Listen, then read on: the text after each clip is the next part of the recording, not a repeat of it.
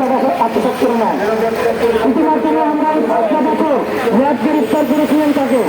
এরপরে অনেকগুলো নিউজ হয়েছে, আমাদের সাথে সাথে মা বোনের সংসার বেরিয়েছে, সে খুব মানুষ বিশ্বাস করে মারা গেছে। তিনি কি পারবে এই মানুষগুলো ফিরে দিতে? তিনি কি পারবে এই মানুষগুলোর দিকে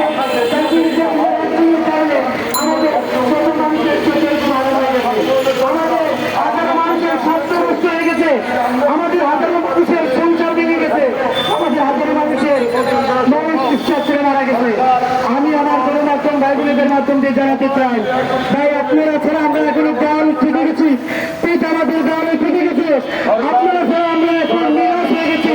এখন বর্তমানে এই দেশে আমাদের জায়গা নাই, বর্তমানে লাঠি খাইতে খাইতে আমরা পিঠ দেওয়ালে থেকে গেছে, আমাদের দিকে এখন কেউ তাকায় না, প্রশাসনও তাকাচ্ছে না।